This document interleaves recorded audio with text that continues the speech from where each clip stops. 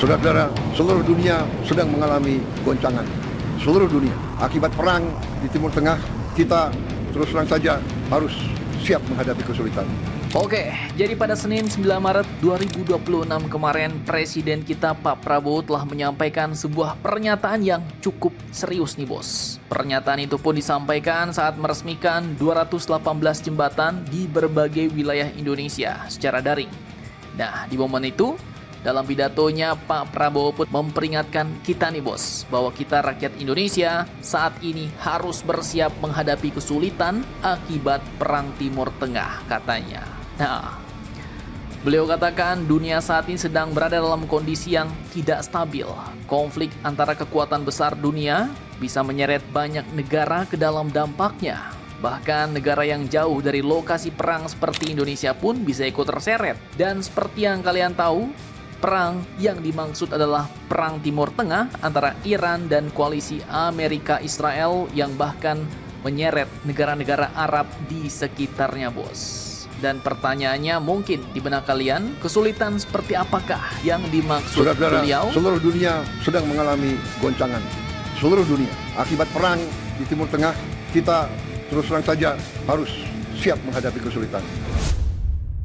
Nah, ini admin rangkum dari banyak sumber nih bos. Dampak pertama dari perang di Timur Tengah ini yang paling cepat terasa bagi kita biasanya adalah harga minyak bos, BBM, untuk motor bebek kita nih. Pasalnya, jika perang mengganggu jalur pengiriman energi terutama di Selat Hormuz, maka harga minyak bisa melonjak. Dan kalau harga minyak dunia naik ya, efek dominonya jelas. Bam! BBM mahal, transportasi naik, sehingga harga barang pun ikut-ikutan naik. Mungkin telur yang biasanya mungkin 2 ribuan ya kan, bisa naik jadi 3 ribuan bahkan 4 ribuan. Nah, kemudian yang kedua ada potensi guncangan ekonomi global. Jadi investor bisa saja menarik dana dari negara berkembang seperti kita Indonesia. Alhasil, nilai tukar kita bisa tertekan dan perdagangan internasional bisa melambat. Kemudian yang ketiga, jalur perdagangan dunia juga bisa terganggu. Kapal-kapal yang biasanya lewat Timur Tengah bisa terhambat dan biaya logistik global bisa melonjak. Jadi meskipun Indonesia jauh dari medan perang, dampaknya bisa tetap terasa sampai ke pasar SPBU bahkan ke harga sembako di warung dekat rumah kalian.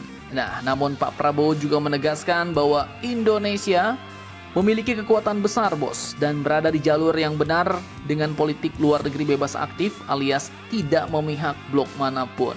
Nah, lantas terkait hal ini, bagaimanakah pendapat Mimin tentang peringatan Pak Presiden kita ini? Lanjutkan lagi videonya sampai habis bos.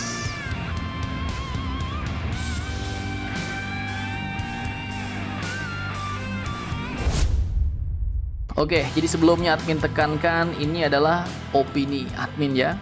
Jadi kalau dipikir-pikir ya, pernyataan Pak Prabowo ini sebenarnya cukup realistis bos. Memang dunia sedang tidak baik-baik saja saat ini dan konflik Timur Tengah seringkali membawa dampak global.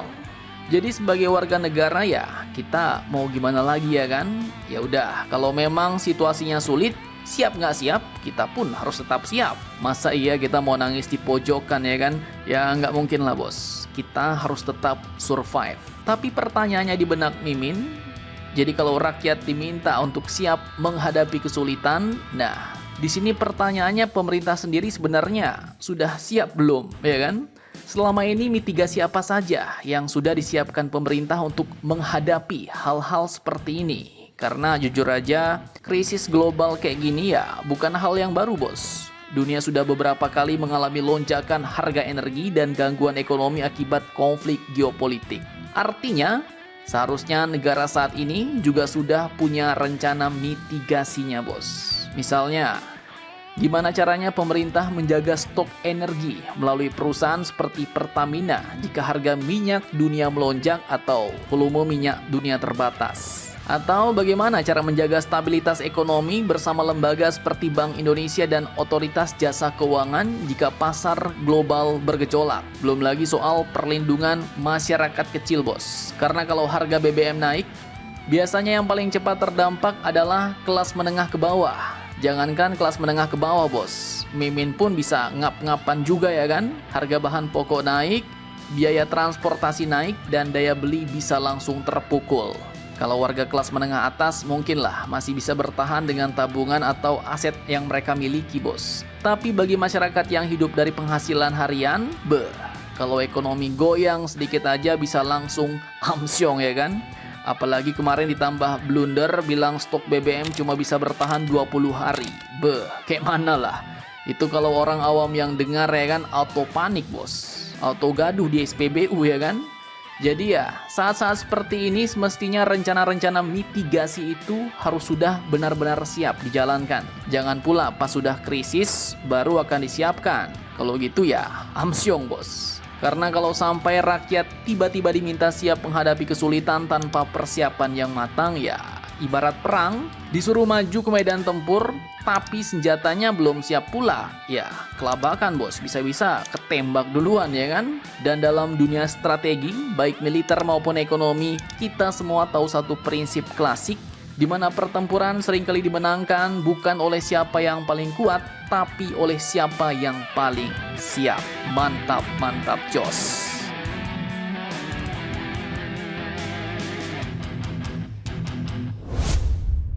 Nah, lanjut kabar kedua.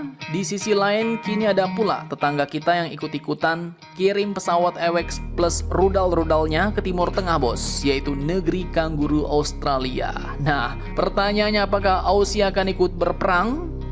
Oke, jadi admin kutip dari CNBC Indonesia pada Selasa 10 Maret 2026, sebuah kabar panas datang mencuat lagi, bos. Perdana Menteri Australia, Mr. Anthony Albanese, secara resmi telah mengumumkan bahwa negaranya akan mengirim bantuan militer ke Uni Emirat Arab.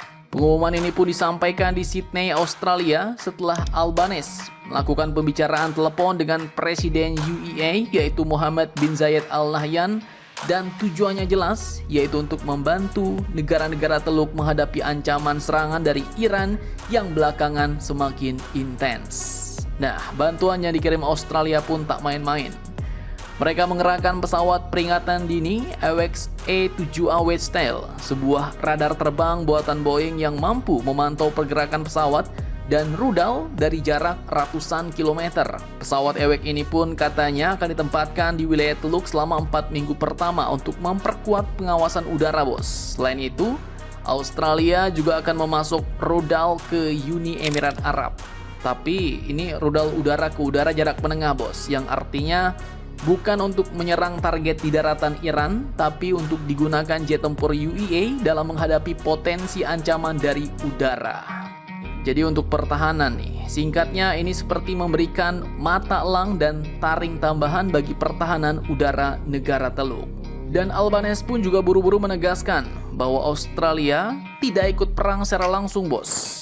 Tidak ada pengiriman pasukan darat ke Iran dan menurutnya keterlibatan ini murni bersifat defensif.